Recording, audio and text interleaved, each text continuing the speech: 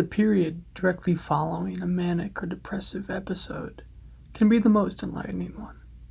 Hello, and welcome to the podcast where I've done it. I've figured out everything that there is to know about life, psychology, and religion. Me.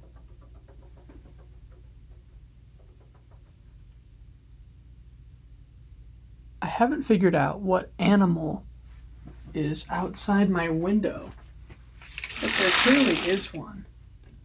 It's making quite a lot of noise, of a rhythmic pattern, as if it were scurrying.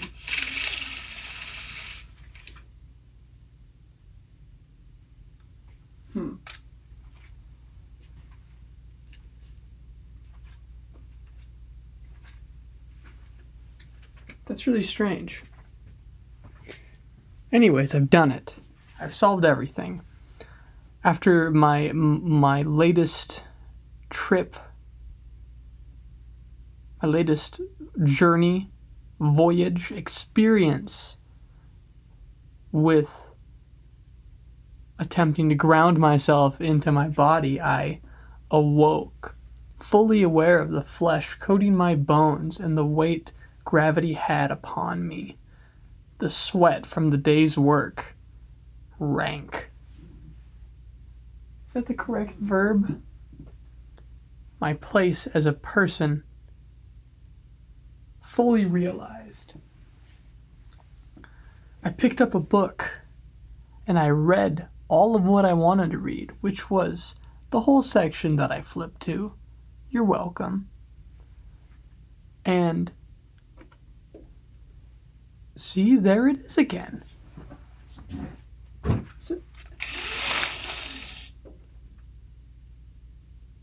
Some sort of animal out there. See, and I'm frightened to pick up the blinds because I know that there's spiders that live in here. Hold on, I'll have to find some sort of fabric to protect myself.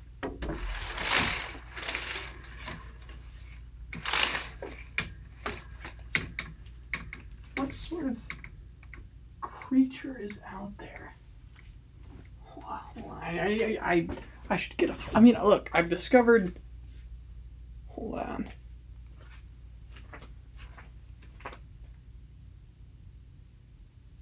Yeah, I can't see anything out there. Yeah, I figured out everything. Picked up a book. Seriously. This isn't like a bit for the podcast. That's not making a goof or a gaff here. Alright, well now I gotta close the curtain. I feel like someone's watching me. Anyways, picked up a book. It was about alchemy, actually. It's about alchemy, and it was about the Trinity from Christian religion and theology. It was about the gap between 3 and 4, how 3 is historically masculine and complete, associated with light and goodness, and a father, that's most odd numbers are associated with that, whereas 4 and most even numbers are associated with darkness, femininity, and the mother, and that's how culturally things have been for a while.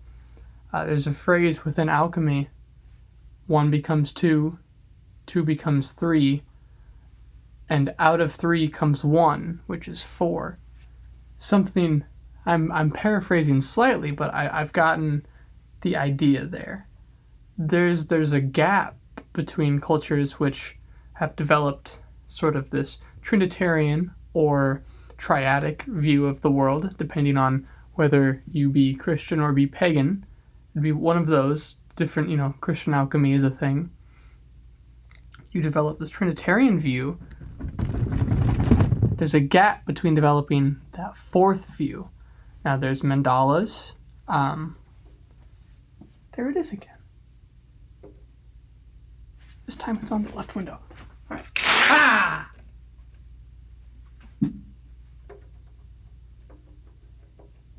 Oh, okay. There's a moth. It's one of the biggest, buzziest, loudest moths that I've ever seen. Something that you should know about me is that I'm actually afraid of moths.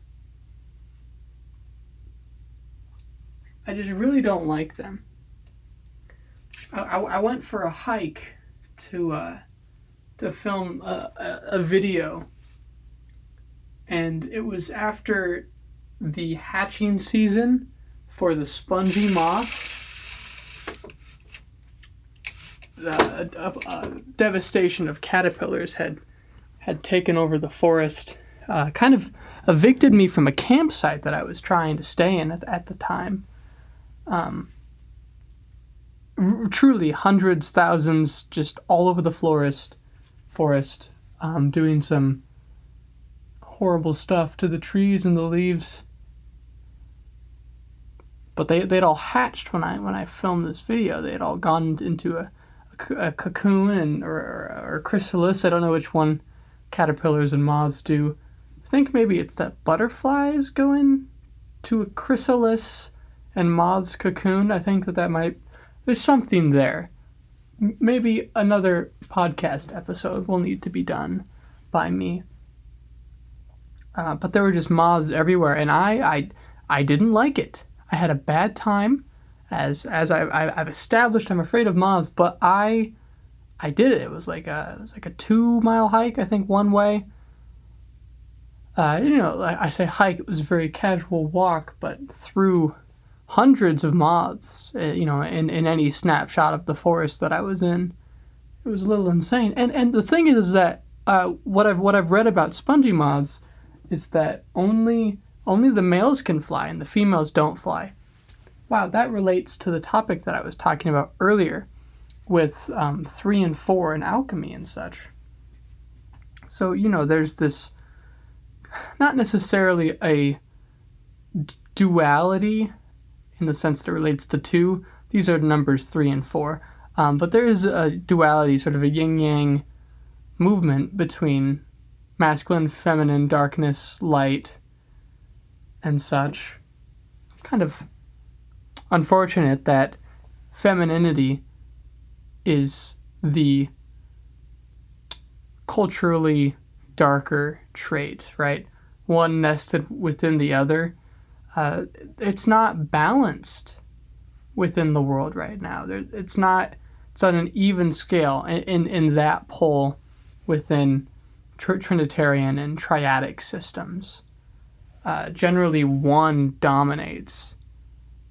There's hermaphroditic beings within myth, but they have masculine names or characteristics, and so that side kind of wins out within kind of a cultural, let's call it a collective unconscious. And so what's interesting is that this gap between 3 and 4 is bridged by a couple of symbols, like I was talking about the mandala, or even the cross in Christianity. It's got all 4 elements there, but represented as a trinity still.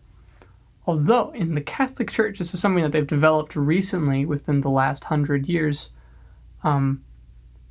is that they have Mary, right? They have I guess in a very technical sense, lesser figure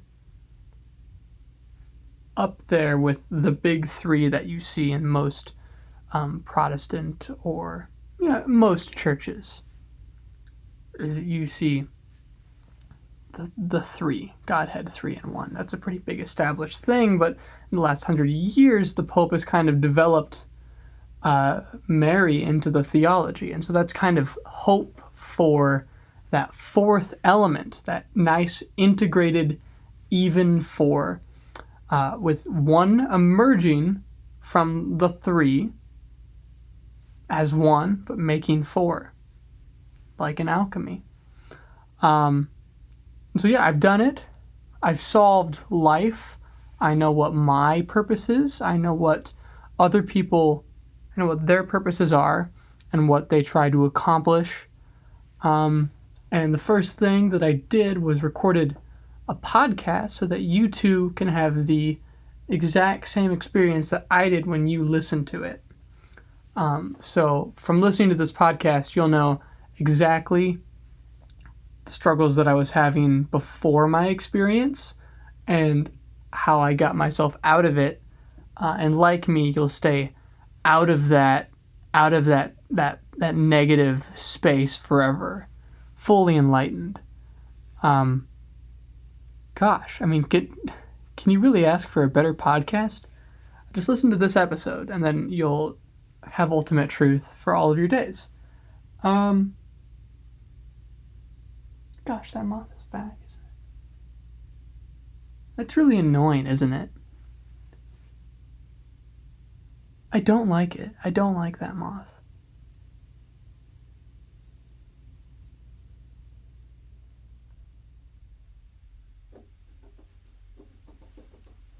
I was a fool.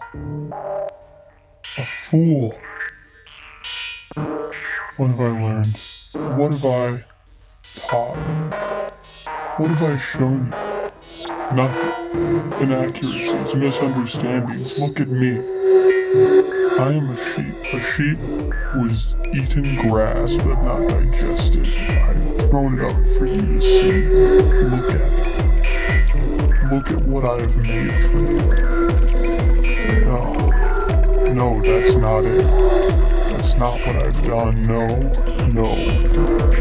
Language will always fail you. Here's the thing about language. It's symbols of symbols.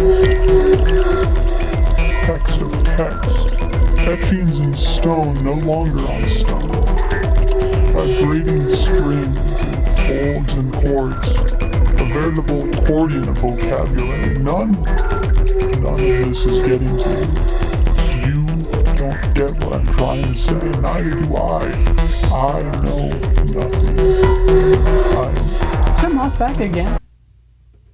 Look, man. There's no light. Okay, there is light. I don't like you. Go away.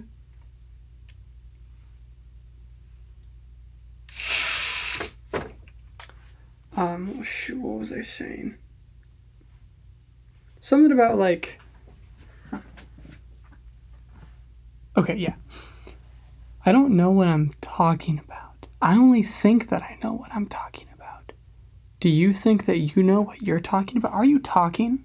Are you listening? Do you judge me? Are you judging me?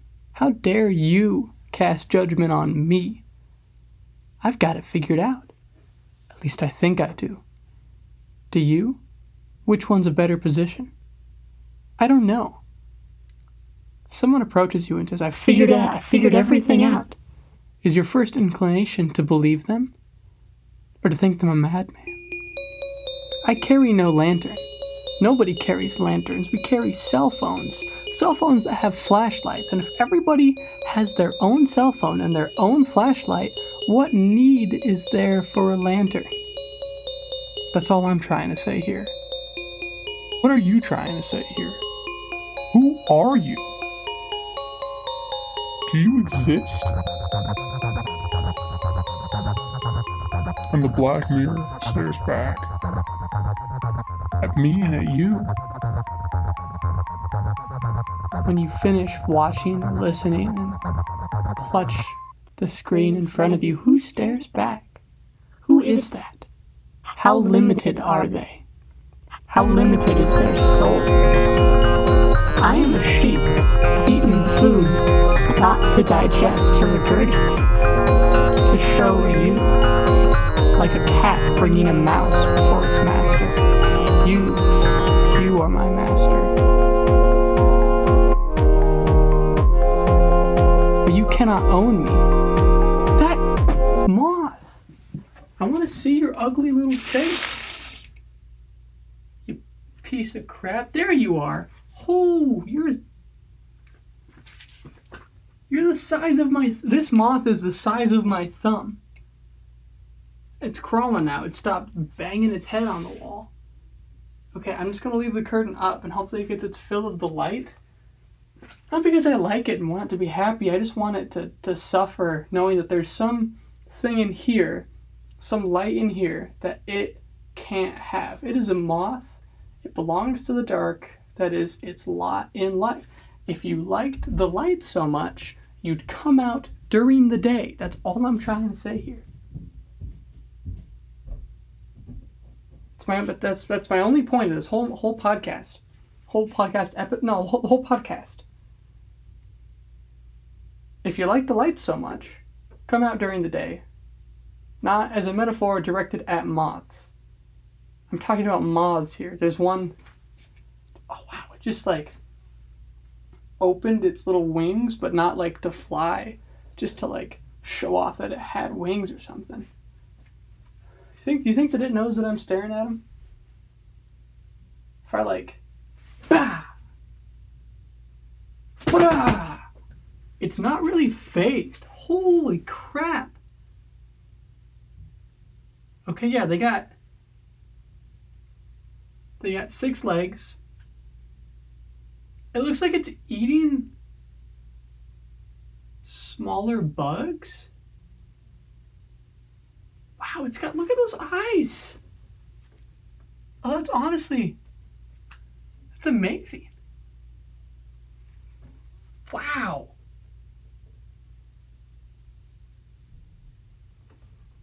Wait a second. That's not a moth. That's not a moth at all. It's a fly. It's got the little mouth and everything. And the huge eye. That's a fly. This is the biggest fly that I've ever seen.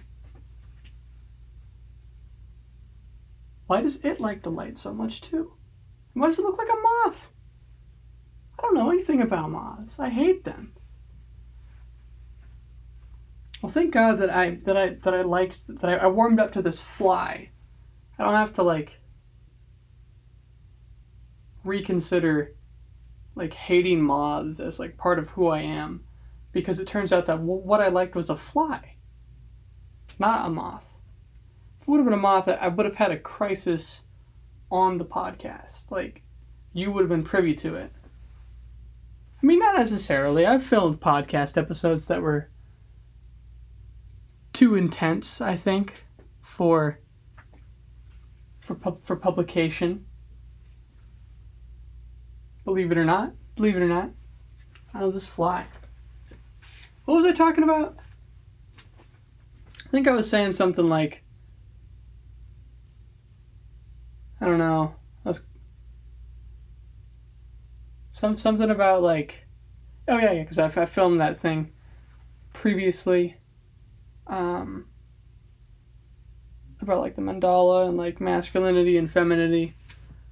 Like, I know a little bit of what I'm talking about, but I'm not like super well versed on that. This isn't one of my podcast episodes that has a script, and generally they don't have scripts. I did try to record one where I examined this art piece, and I had like a little bit of a script, but I couldn't do it. I couldn't pull it off, you know. Okay, this fly is kind of freaking me out though. I don't like that it's just in the corner of my vision. Okay. There we go.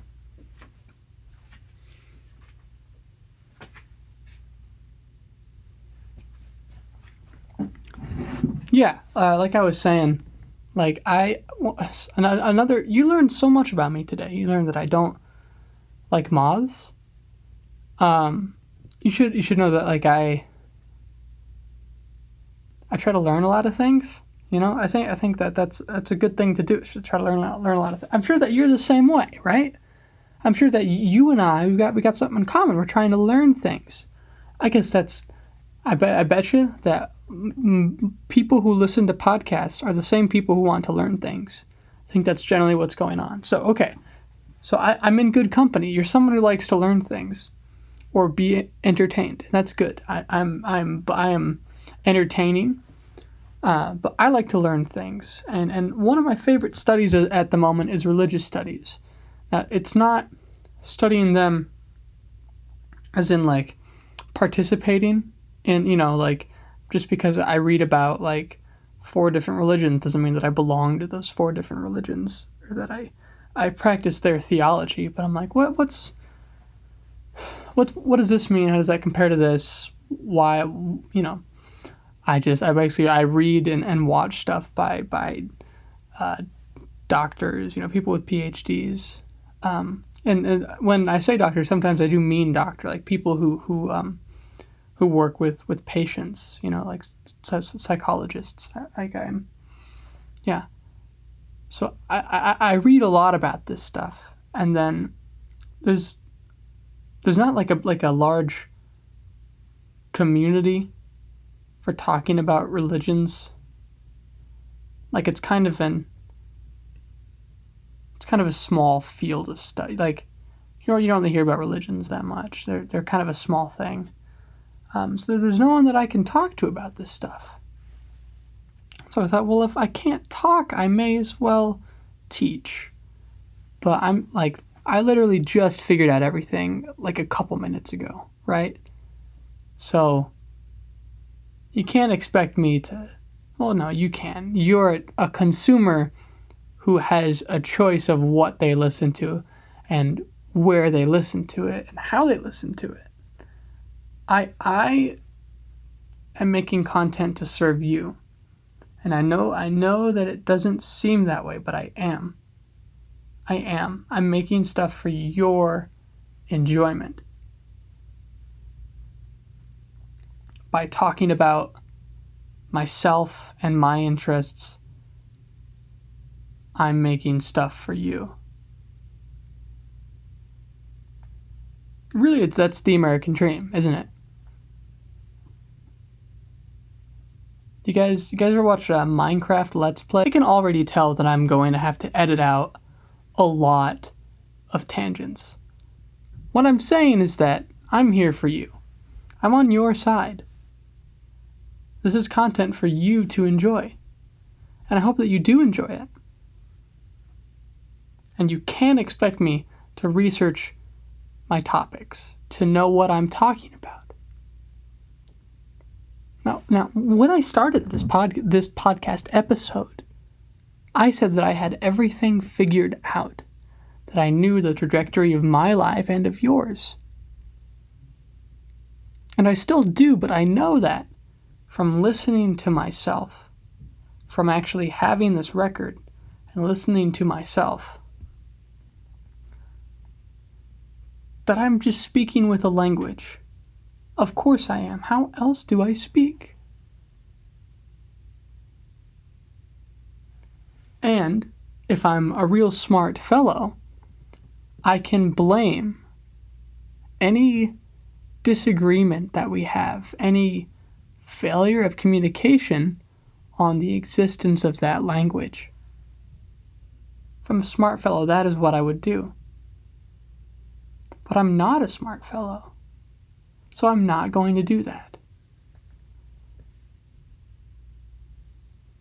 I would blame you, but the thing is, I make this podcast for you. I'm on your side, pal. That freaking fly! Okay, you bother me. I thought that you would calm down. What happened? Tap, tap, tap, tap, tap, tap, tap, tap. More like the telltale fly Am I right? That was a reference to The Telltale Heart, which is something that I had to read in high school. Have you had to read it in high school? Are you in high school? Are you high school? Does high school listen to this podcast? If so, you have a lot to answer for. I'm calling you out, high school. Worst times of my life.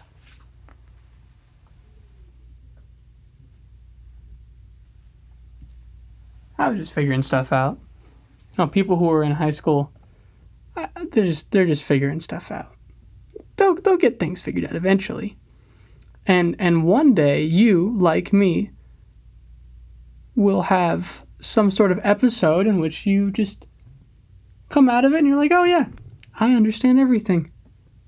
It all makes sense. And I've had many of these episodes, but each time that I have one, I go, this is the one. And it always ends up to be the one until the next one. Crazy. They're additive, you know? They're additive experiences. There's always the fear that you have a subtractive experience, but you can't have a subtractive experience if you're always learning something. Let's say that you get invested in the wrong thing for like a long time, okay? You're invested in something totally... Let's say that you believe in a flat earth, right? And you're really intent on disproving a flat earth. Or rather, proving a flat earth. And so you learn all you can about science, like the science of curvature. You travel a lot in airplanes. And you get this incredible skill set from believing in a flat earth. And then one day, you change your mind. And you think, maybe the earth is a different shape than flat. You haven't lost anything. You haven't lost anything. Maybe there's a community of people that you once had, fellow flat earthers, that you had that one thing in common, that you all believed in a flat earth. And now you can't talk to your fellow flat earthers about a flat earth. And you've lost the conventions, and you've lost people on the internet hating you for thinking that you're against science. You've lost all of that. What now have you gained? You've spent all this time researching science, traveling. These are additive experiences. Meeting people, talking to people, learning how to handle arguments and to make your case. Confidence. This is a skill set that you've acquired. There's no subtractive experiences.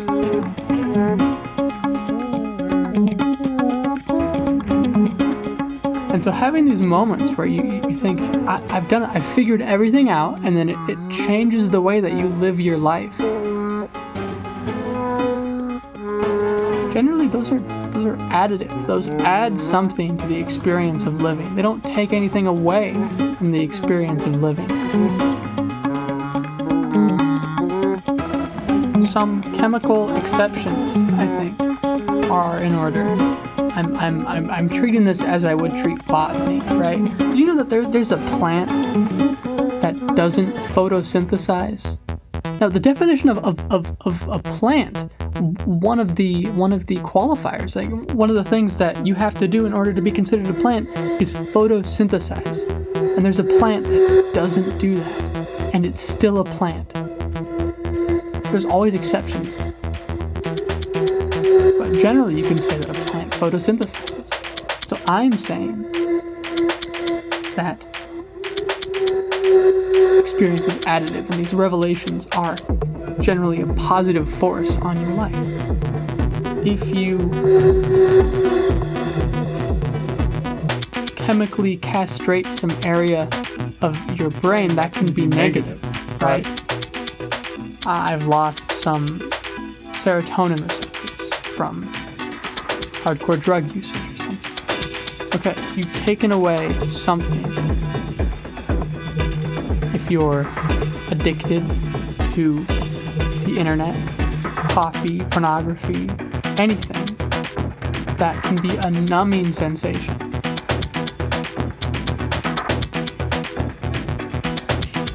Even that you can use. You can mold. Those are more subtractive experiences that don't add much to your life, but you don't seemingly actively pursue. Maybe you actively pursue in the sense that you're engaged at finding more, but You haven't had one of these moments where you figured everything out.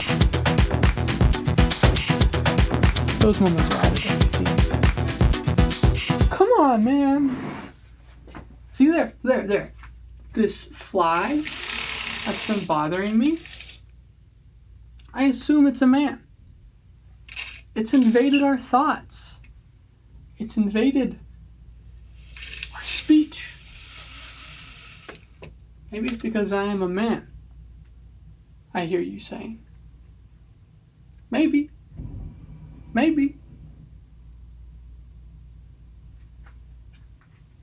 I know many women who say guy.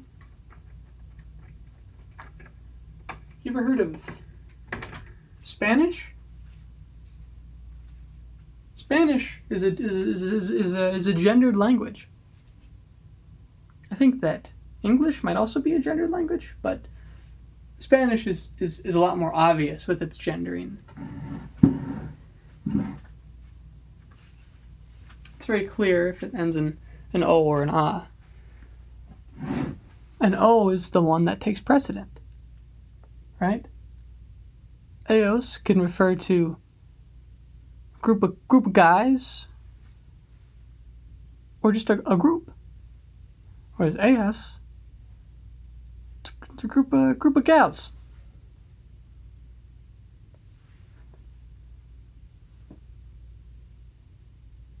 There's kind of this male dominance to our thinking.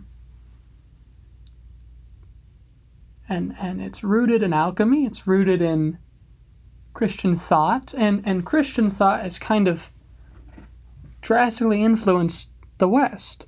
Science, as us Westerners think about it, almost emerges from the Catholic Church. This rationalism. Now I'm worried that I'm too Western dominant in my thinking. But to tell you something, I've really only existed in the West. Right? I do lots of studying on other things, but I've really only existed in the West. And so everything that I can observe and think about has to do with this Christian-dominated culture. Even if now it seems that maybe atheism is the dominant mode for people, atheism is a response to the Christian culture around them. There's a tendency in this Christian culture to put the guy first. And so part of my revelation was that I need to integrate.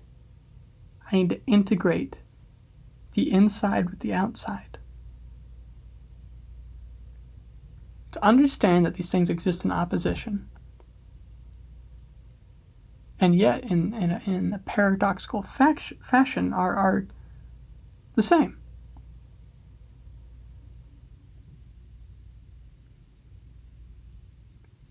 How does that relate to 3 and 4?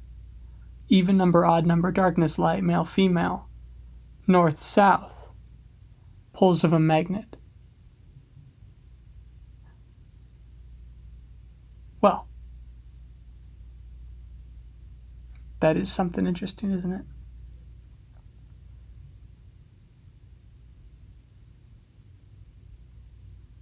I said before, near the start of the podcast, that this wasn't a binary because it relates to 3 and 4. And I hope that you understand that I was joking. I do tell a couple of jokes on this podcast.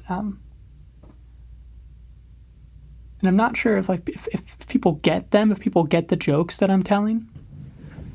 Because some of them are really good and funny jokes.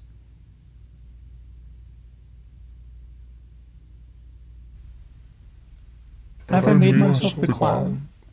Have I made myself lesser in your eyes? An ignorant sheep, regurgitated. Here I am. I'm back to this state. But I lift myself up, I lift myself out, and I say, thank you for listening to this episode of the podcast. And I say, leave a comment on the YouTube channel, if that's where you are listening. Or even if you're listening on a different platform, head over there, leave a comment if you'd like. I'll see it. I don't get a lot of comments. Or send me an email. Anyone send me an email. I'd love to talk about anything with you listeners. Say, I miss when you had the musical interludes and the fake ad break. That was a good era of the podcast. And I'll say, wow, you are a dedicated fan, because I only did that for a couple of episodes. Or maybe send an email and say, I miss when you asked for money. I go, I can do it again. I can ask you for money anytime. Just let me know. In the comments and an email. And I hope that you've had a good time listening to this podcast. If that fly shows up again, I'm going to quit this podcast. 3, 2, 1. No fly. That means the podcast keeps going, baby. Thank you for listening. Have a good life.